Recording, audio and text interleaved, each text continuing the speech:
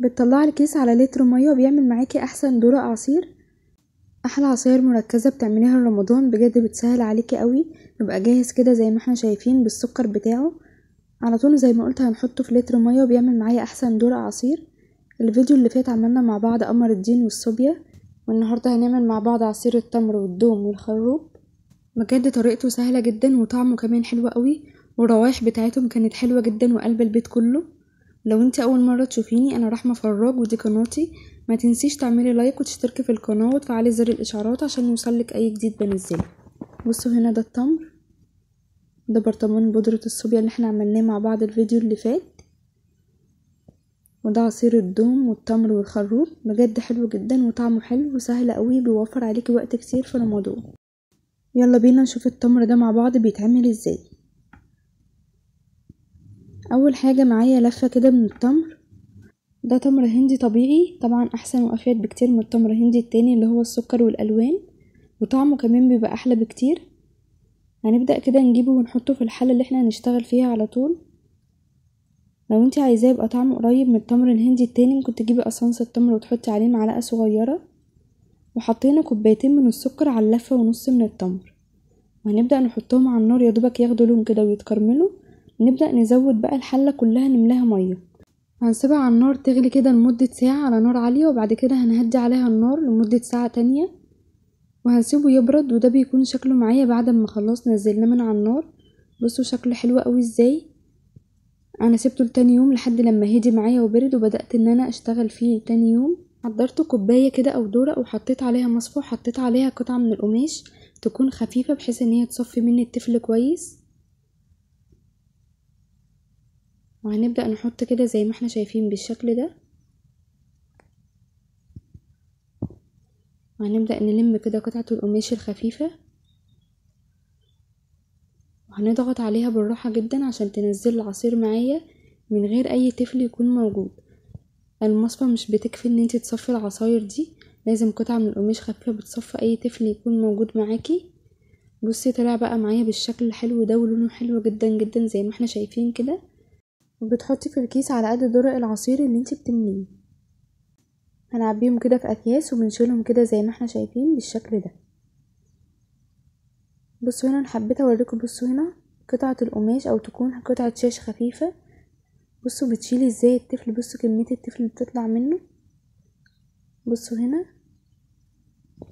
وده شكل التمر كده بعد ما مليناه زي ما احنا شايفين. شكله حلو جدا جدا بجد، وكان طعمه حلو قوي. بتطلع الكيس جاهز على طول على درق العصير. تاني حاجة هنعمل مع بعض عصير الخروب. اول حاجة هنحضر كده كوباية ونص من السكر، وهنحطهم في الحلة وهنرفعهم على نار لحد لما السكر يتكرمل معايا. هنحطه على النار. ده شكل الخروب معايا. بص هنا انا جايبه خروب مجروش زي ما احنا شايفين بالشكل ده. وهنا ده السكر بعد ما اتكرمل معايا على نار هاديه. بدأت ان انزل بالخروب كده زي ما احنا شايفين. السكر هنا بيدي للخروب لون حلو قوي لما بيتكرمل. وهنقلب كده بالراحه كده زي ما احنا شايفين.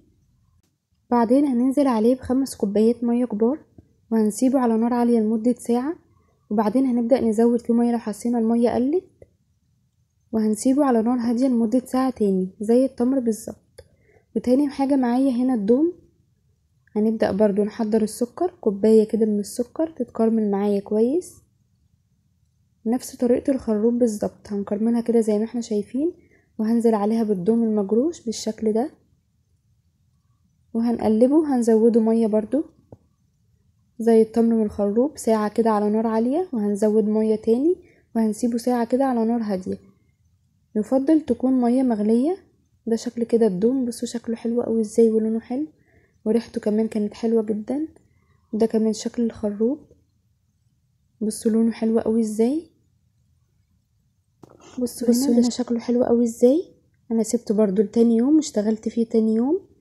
بسيبه يهدى خالص براحته جدا. وكمان كل ما بنسيبه اكتر في المية الدافية بيطلع معايا صوص حلو جدا. نبدأ بقى كده زي ما احنا شايفين نفس طريقة التمر. الطريقة دي لازم لكل العصاير ان احنا نصفيها بالشكل اللي فات ده.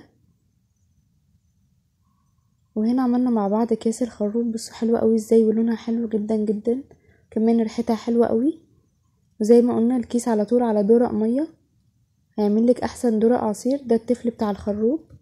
هنبدأ برضو نصفيه كده زي ما احنا شايفين. لازم الكوباية والمصفى وقطعة من القماش، بيصفي معايا التفل حلو جدا جدا جدا.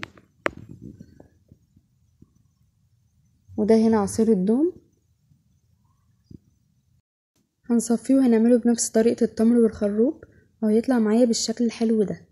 هنعبيه في الاكياس بالشكل ده، وبكده نكون خلصنا مع بعض عصير الدوم.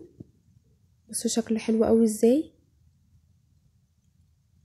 وبكده نكون خلصنا مع بعض احلى وافضل عصاير مركزة لرمضان. بجد حلوة جدا وبتسهل عليكي وقت كتير، وكمان اوفر من اللي بره وطعمها حلو جدا. وبجد ريحتها كانت قلب البيت كله من كتر روايحهم الحلوة. وده هنا عصير الدوم بس كان متجمد عشان شلته في الفريزر عشان كنت عاملاه قبليها بيوم. وده كمان عصير قمر الدين والتمر والخروب. بجد سهل جدا وحلو قوي وبيوفر عليكي وقت كتير، وجاهز زي ما قلنا بالسكر بتاعه يا دوبك على دورق المية على طول.